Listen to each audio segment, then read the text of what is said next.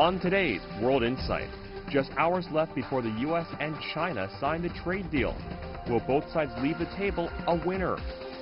And the Russian government resigned shortly after Putin made his annual address. How will Russia tackle its many challenges while a new government is formed?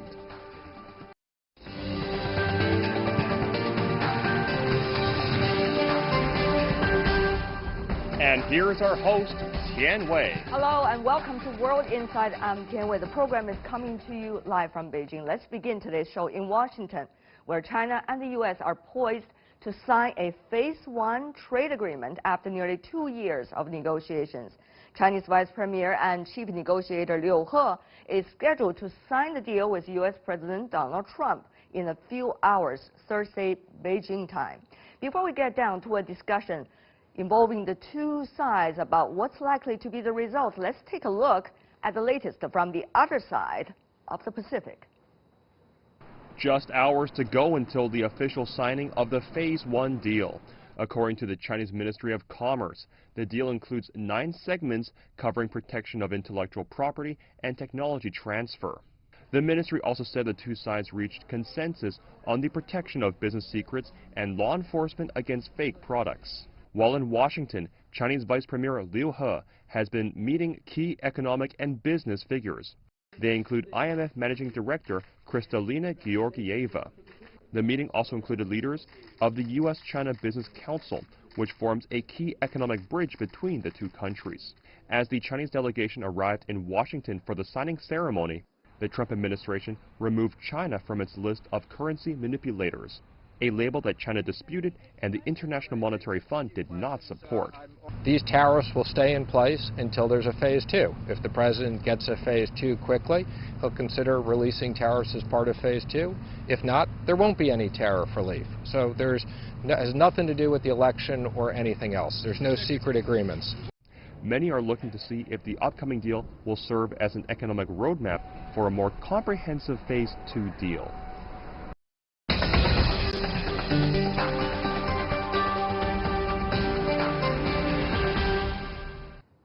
For more on the U.S.-China trade agreement in Washington, we are joined by William Li, Chief Economist at the Milken Institute. In Hong Kong, Xiao Geng, Professor at the Peking University HSBC Business School. In our Beijing studio, Liu Baocheng from the University of International Business and Economics. Gentlemen, welcome to our program. Mr. Li, what can we expect from the Phase 1 deal? Not many details revealed yet by either side. What we can expect is to see the beginnings of a great process where two countries with very different political and economic systems are forging a framework that will serve them for the 21st century, especially as these two systems develop a way of trading with each other and developing each other economically. One of the things, Professor Xiao, is whether this is going to prevent further escalation of tariffs against one another. Do you think it can be sufficient? Well, this is a very important step because we have so much escalations on the negative side, and this is the first time we have something substantial and positive, and that will give enough momentum. And also, I think very important is the mutual understanding after so many debates and escalations on the negative sides. So both sides realize that fighting is actually bad for both sides. How long will they realize this? The question really is, how long will that momentum last, Professor Liu? Well, it's been 23 months since the first start of the trade war, and 17 months into the negotiations, of course. Right, but there has been a lot of emotional crossfires, and finally the rational engagement becomes the key.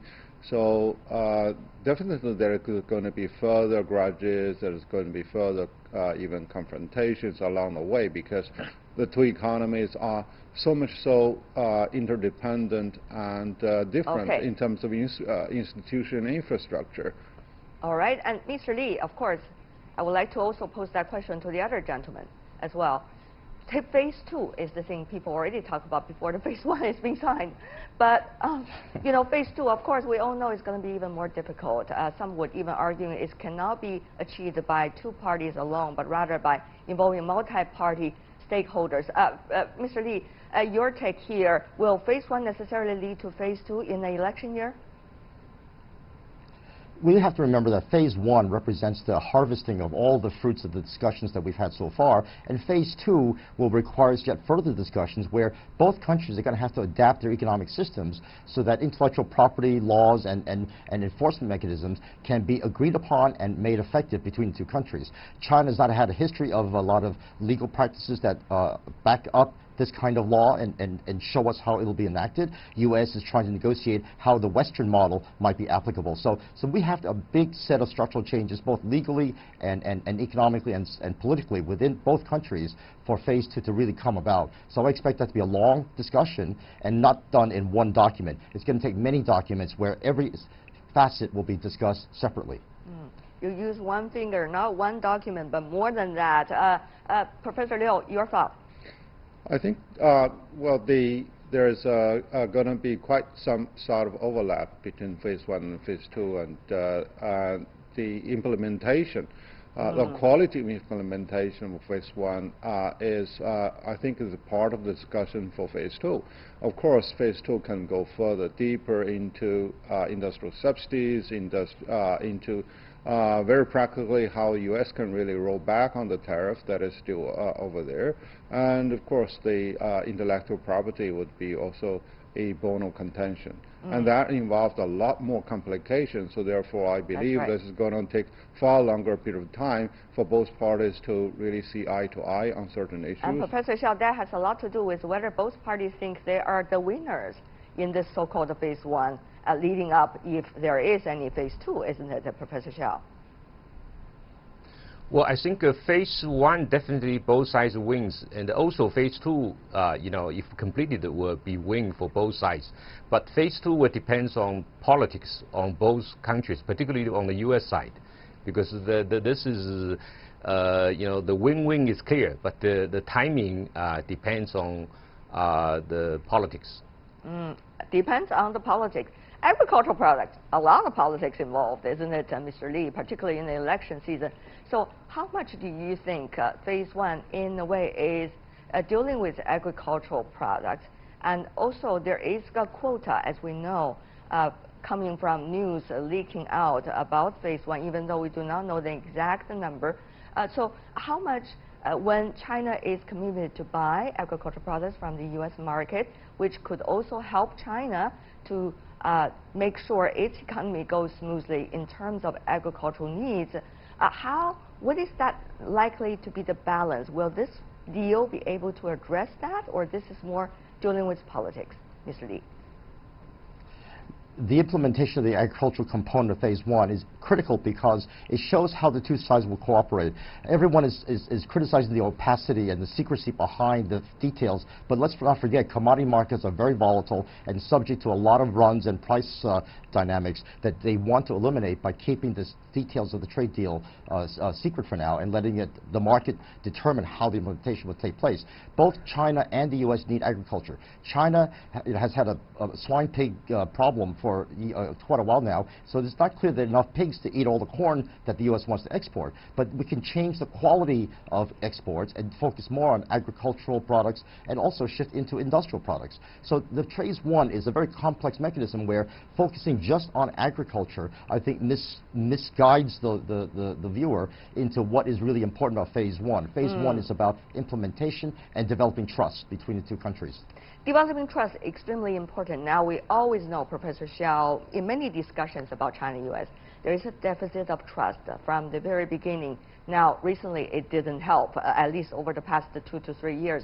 Professor Xiao, do you think phase 1, as a result of the negotiation process, there are certain kinds of mechanism that can be set up? It is also being believed that in phase 1 deal, there's something like an implementation mechanism being set up between China and the United States. Now, I don't want to speculate, but do you think there can be more ground for certain kinds of mechanism? Well, I think so. You know, after the negotiation on the first phase, you know, both sides actually now know much better about each side's strengths and the weakness. And on the Chinese side, China has tremendous purchasing power, both in agriculture and also in manufacture, other aspects. And in terms of enforcement, well, China has different institutions, but China is moving towards a more international, more open, and you know, so it's actually consistent with the trade deal. You know, all the reforms China is doing. You know, so I think there's a great chance that the enforcement part is actually will go through well. When all of you are talking about the implementation, I'm both excited and concerned in a way. I'm nervous, shall I say? Maybe that's a better word. Whether we're going to do this well, because it's not just about China-U.S. economies, it's about the world economy at large, gentlemen, that we're talking about here. Having said that, though, Professor Liu, we notice two sides who signed it. From the U.S. side, it's going to be the U.S. president, at least according to the latest information. We don't know whether he's going to change his mind or not. Secondly, we're going to have the vice premier coming from China. He's the chief trade negotiator from the Chinese side, Mr. Liu He. So how should we see the significance of these two signing the agreement? After all, Mr. Liu was involved in this negotiation process from day one. Well, diplomatically, you see that well, they are in different positions. So, however, it is really the common interest that bring them together on this particular deal for signature. And I think this is really quite a level of sincerity that the importance is really attached to this. And of course, you know, Trump wanted to take the occasion to show that how he has delivered to the United States, and for China, it's really a practical reaction, and so China wants really to settle the dust because most part of it is still also in line with Chinese strategic goal. So it's really a done deal, and that gave a lot more confidence to the business community also. I see. Mr. Li, now I want to ask you about the specific question, whether we are going to see President Trump being politically profitable coming from the deal. He's been praising the deal as large and comprehensive, and his words, a big, beautiful monster. I don't know how to interpret this. Maybe you have better English knowledge than me. So, Mr. Li, help us to understand. I think the beautiful monster is that it's such a big deal and it's such a big accomplishment, and it belies all of the critics that say that it's really nothing. So I think that, and the importance that President Trump attaches to it is that he himself is putting his own signature and his own political capital on it, and so it does help him. But let's not forget, it also helps President Xi in China, because we now have the first step of a process where President Trump has promised to go to China and speak with President Xi about how to develop a framework for phase 2 with intellectual property and state subsidies, and again, mixing together the two very diverse economic and political systems that we have between China and the U.S. to forge this new framework for the 21st century. I have to come back to you, Professor Xiao. In Mar-a-Lago, 4 kinds of mechanisms have been agreed by both presidents from both countries. Now, we do not have any of those mechanisms being active right now, only a trade negotiation mechanism that has been functioning for the phase 1. So are we going to see with, let's just say, the ambience created by phase 1, the other 3 at least up and running? Well, I think with this good start, a lot of things will follow, and I think particularly on the Chinese side, the economy actually has been slowing for the last few years, but now turning point comes. And on the U.S. side, because the stimulus has been for the last few years, so it has to actually do something to solve the trade problems. Otherwise, at the peak with its economy, you know, if they don't do anything, the market will be affected. Is only the market, Mr. Li? Will the other 3 mechanisms up and running, or not a whole? The 3 mechanisms are just templates for what the actual mechanisms will be given the practice of implementing phase one. So let's not lock things in stone because the process is very fluid, as we've seen over the last 2 years. So I think we need to wait and see how implementation will shape this new framework and how experience will tell us how to change things. As Premier Dong said, right, cross the river slowly and touching every stone beneath the waters. Well, it seems that the current affairs are always touch our consistency.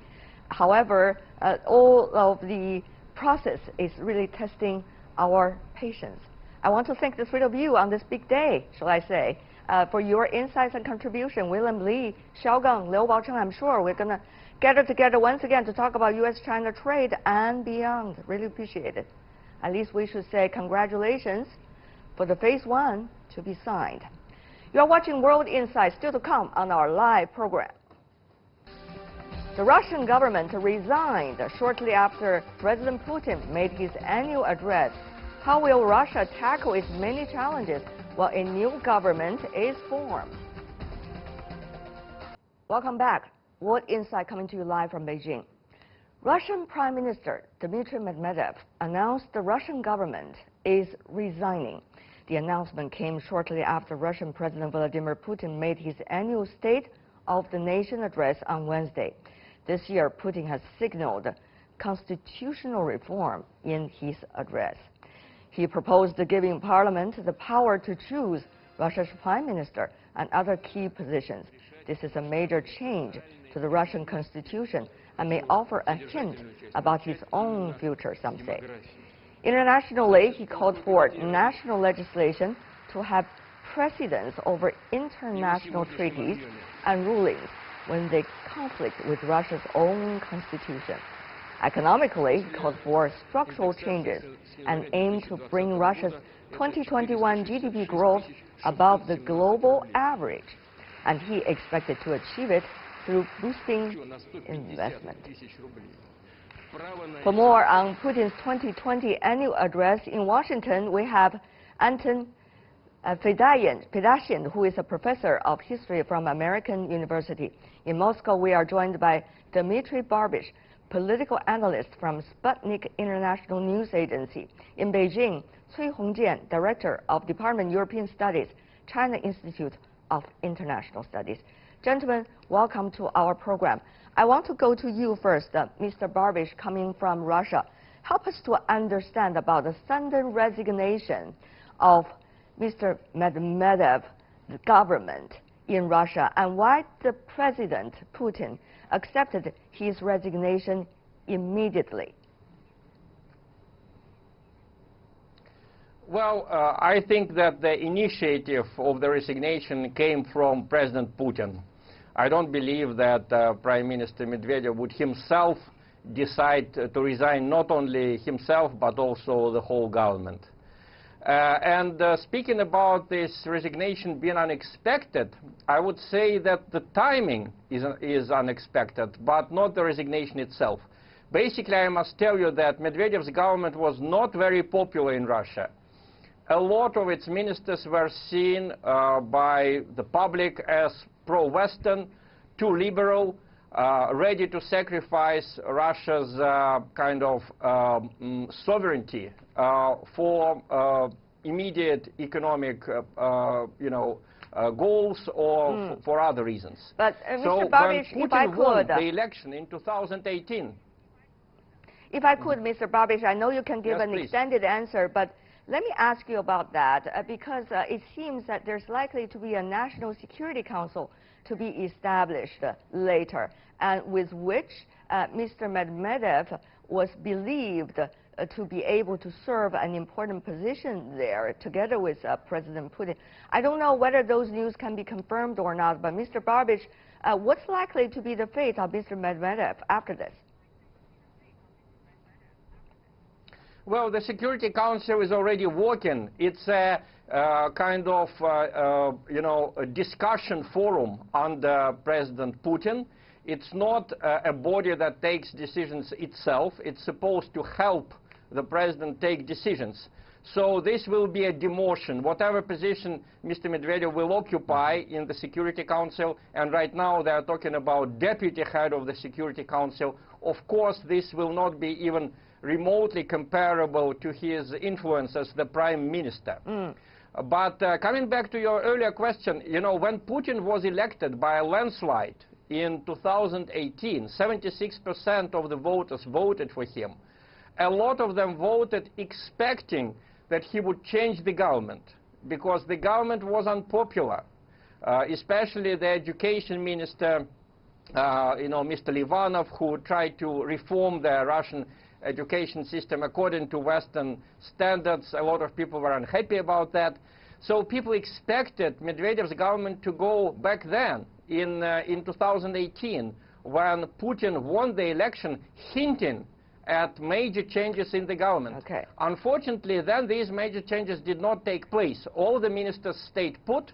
So now, belatedly, we have something that people expected to happen back in 2018. And what does that mean? I think if you ask me about the main trend of the changes, what yes, does I can it tell mean, you. Mr. Babish? The main trend of the changes is to... Mr. Babish, if I could, what does it mean if the Duma is given more power to select or elect Prime Minister, a change of the Constitution? Well, this will not happen tomorrow, because in order to introduce this change in the Constitution, a referendum will be needed. So people will have to decide on that, not only the Duma, but the whole population. So it will take a few months at least. Well, most of the foreign observers view it as a way for Vladimir Putin to stay in politics after his presidential term expires in 2024. Basically, if the Prime Minister is not nominated, is not appointed by the President, as it is the case today, if he is elected by the Duma, then Vladimir Putin, being a popular man and having a lot of supporters in the Duma, of course, can hope to become the next Prime Minister after the election in 2024, which will bring a new president in power. Got it. But talking about the main trend, just 2 words. The main essence of what Putin said today was strengthening Russia's sovereignty.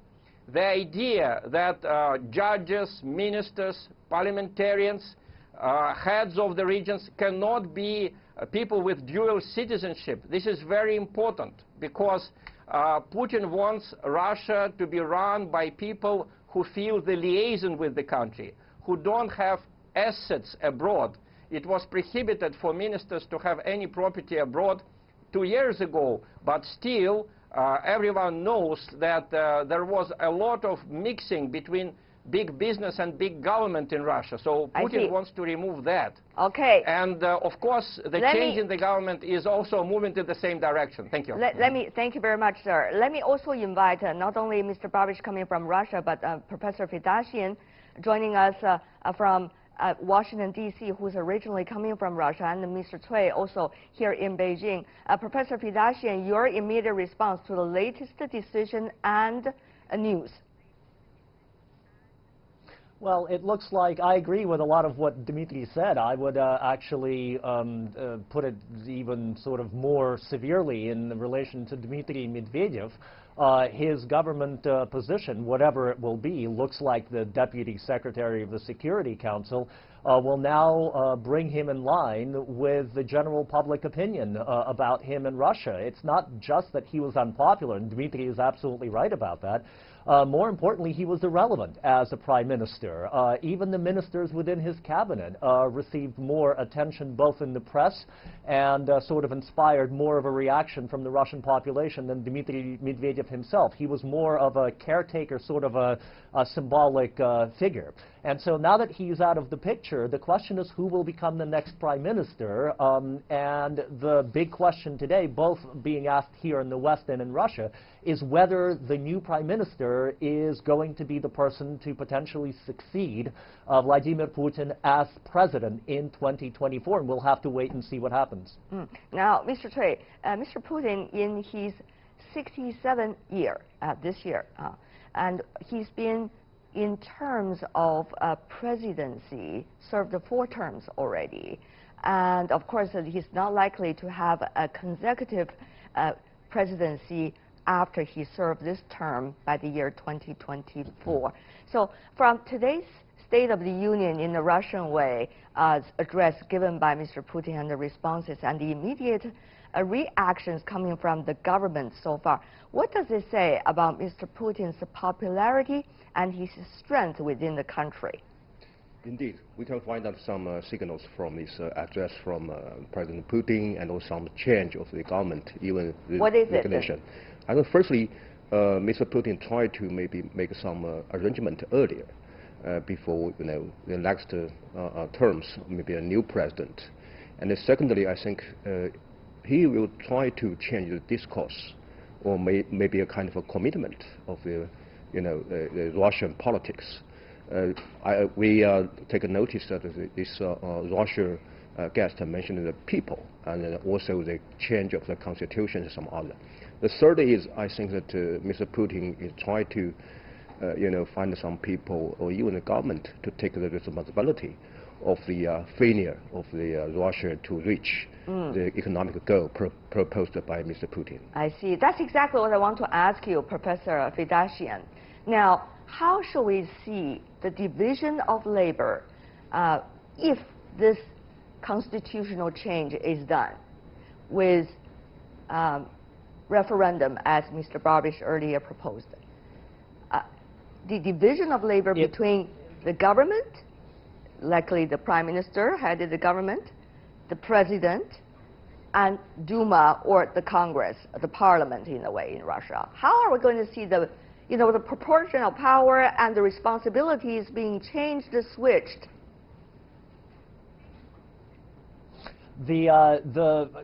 Once the changes take place, which again will take some time because the referendum will have to happen maybe before the end of this year, maybe next year, but when it does happen, the Prime Minister will be beholden to the elected members of the Duma. In a sense, this makes the government more responsible to the people who vote in their representatives into the parliament.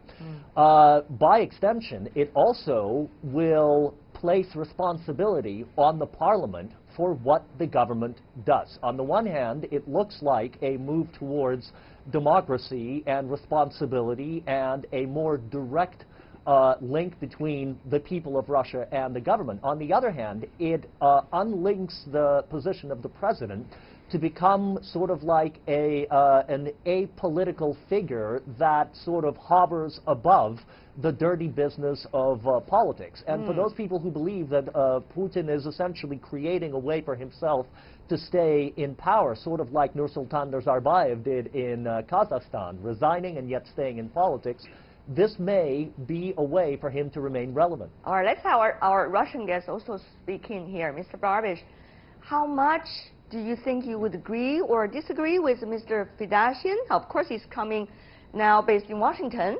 And also, how much does that have to do what's going on right now with the economy in Russia, which has not necessarily been picking up if you look at the GDP numbers? Well, I agree with most of what Anton said. I would only maybe add that there is still a huge difference between Kazakhstan and Russia. Russia certainly has a stronger democratic tradition, so I don't expect cities to be renamed after Putin in his lifetime. And I'm sure that when we are talking about Putin, we are basically talking about a team. We are talking about many people who helped him produce the changes that he brought to the country. I agree with you that there were some economic slowdowns, there were some problems in the last 2 years, but of course if you take into account the economic sanctions, some of them absolutely illegal, which were imposed on Russia by the United States and the European Union, it's amazing that we have preserved the stability of our financial system, and the growth continued. Okay, it's a small growth, it's slightly above 1%, but the international doomsday prophets predicted crisis to Russia. during the last 10 years, as far as I remember, since 2008, there were predictions of crisis. So basically, I think that what we will see in the next year, indeed, we are going to see the new figure as coming up as the Prime Minister. I would like to tell you that today, because of my job, I speak French, German, Polish, Spanish. So I read all the Western press about Putin's statement. And it was interesting that the Western press, which usually supports stronger powers for parliament, this time was very cautious. Why? Because they supported greater powers for parliament when Putin was starting his presidential term. They hoped that the parliament would oppose Putin, like the Russian parliament opposed Boris Yeltsin during his tenure in office. And now, when obviously Putin is going to leave in 2024, the Western press is afraid that this same parliament would elect Putin as their prime minister. Is that really the case? So Putin is a kind of, exactly, he is a kind of a scarecrow for the West.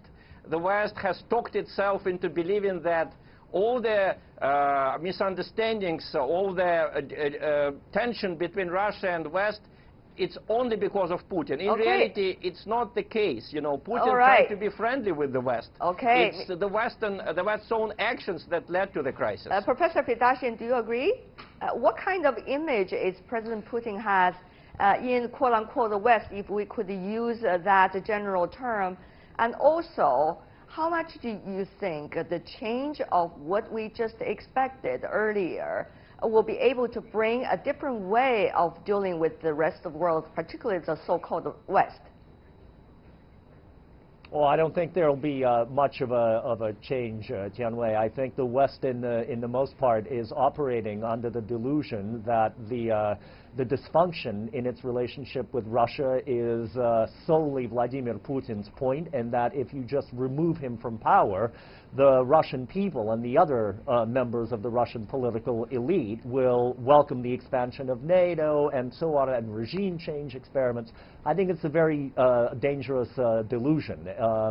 It's a very comforting one because it suggests that regime change is the simple key to what is in actuality a very complex set of issues between Russia and the West. So I don't think that anything there will change.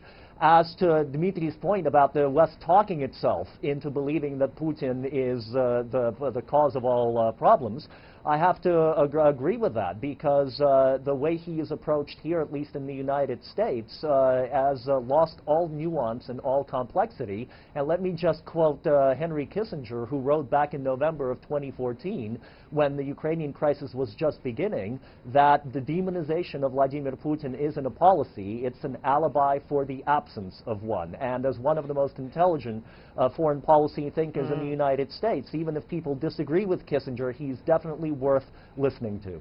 Well, Mr. Cui, there are a lot of things going on here. First of all, Russia's economy is still struggling, but still efforts are being made. Secondly, there is a belief between the quote the West and Russia in terms of what they agree, what they don't agree with one another, particularly with the controversial figure in the Western eyes of President Putin. And then there's also Russia as a country still having an upper hand in terms of its national defense, as well as the recent geopolitical gains, for example, taking place in the Middle East as a result of the struggling international policy by Washington these days. So, Mr. Cui, how should we now understand Russia in a very different light?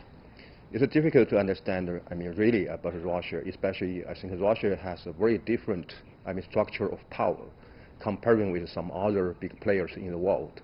Indeed, I think now if we take a look at this current situation in international order, we have to recognize now it's a time of the the comeback of big power gaming. So I think it will give some more space even for Russia to play a maybe more important role, even it has a very, very small, maybe not so big economy comparing other big economies. But indeed, I think that a very long tradition of military power and also very good, I mean, or even very smart diplomatic skills, it will be very helpful for Russia to take maybe a stronger position in the international affairs. A lot of people have been talking about strong political figures these days, vis-a-vis the rise of nationalism and, you know, even unilateralism in some countries. How should we understand all of this mixture of new phenomena? Professor Fedashian, briefly from you. Well, listen, the single most important factor in encouraging regionalism and nationalism has been the abuse by the United States, unfortunately, especially under the Trump administration, of sanctions. The inevitable outcome of these kinds of policies is to force countries to start becoming increasingly autarkic and searching for immediate allies within their region in order to avoid pressure coming from the global hegemon, which certainly structurally is what the United States remains. All right. We are running out of time. I want to thank the three of you. There are a lot of big ideological words being used in this discussion. I don't know whether our audience will be able to digest all of them, but for now I want to thank the three of you for sharing your insights. Anton Fedashian, Dmitry Barbish, and Cui Hongjian. Thank you so much, gentlemen, for being with us. And you're watching World Insight with me, Tian Wei. Turning to a new development, let's go to a story from Shanghai. The Shanghai municipal government says it is suspending official contacts with Prague. The announcement comes after the Czech capital signed a sister city agreement with Taipei. The Shanghai municipal government expressed its stern opposition to the move, adding that Prague has wantonly interfered in China's internal policy and publicly challenged the country's One China principle. And for more on that, I want to come back to Mr. Cui Hongjian for some brief comments. Your take about the Shanghai municipal government's reaction? I think it's a very natural, result because of the municipal of Prague, did something wrong, especially trying to challenge, I think, the core interests of China. And also, I think what is the core interest of China? For example, the territory and also integration of territory and sovereignty. As we know, especially now, the Taiwan issue becomes more important and sensitive now in the Chinese, and also the Chinese position in the world. And of course, I think it's a little bit, ridiculous for me to understand what happened for the Prague municipal. I think mostly it's a kind of a personal behavior by this Mr. Mayor from Prague, because as he announced the reason why he tried to get some more, closer relations with Taipei, because Prague tried to get some more economic cooperation and also more cultural exchange. I think it's ridiculous, because if we take the understanding of what's the size of the economy in Shanghai and what's the size of the Taipei economy. Shanghai last year maybe more than $700 billion US, for GDP, almost the same size like the Taiwan region as a whole, and also cultural exchange. What happened between, take some comparison between Beijing and Taipei. Beijing has a long history, and so I think it's a very, very, it's not so, it's out of common sense indeed. I see. Another thing is the local election in Taiwan, where the DPP have quite a win there. What does that mean for the future of cross-strait relations, particularly for the other governments and capitals, to understand the significance of the one country principle, one China principle, that China as a whole has been holding quite dearly, so that they would not make unintentional mistakes? Indeed, if we can try to find some logic behind all of these political changes, not only in Taiwan, or some other cities, including Europe, if we know the new municipal administration of Prague, we can find out maybe some similarities between the political change in Taiwan and also in Prague or some other cities in Europe or some other countries. So now I think perhaps there will be some more momentum for some politicians, especially with some populism, nature. They try to challenge something, because as we understand always, the golden principle for some populist figure is we need to show we are strong enough. How could you show you are strong? You try to challenge some big country like China, and to show, okay, I did a good job like that. So I think yes, it will become more important for China to understand what's the real situation and the political change in some cities and the capitals. And of course, at the same time, I would like to say that the Taiwan issue finally it could be decided by the central government level.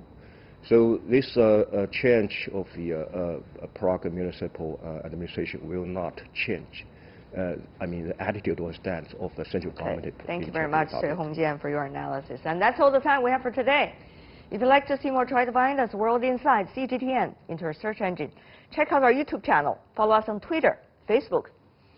I'm Tian Wei. On behalf of the team, thanks for watching. Tune in again next time for more insights across China and around the world. Good night.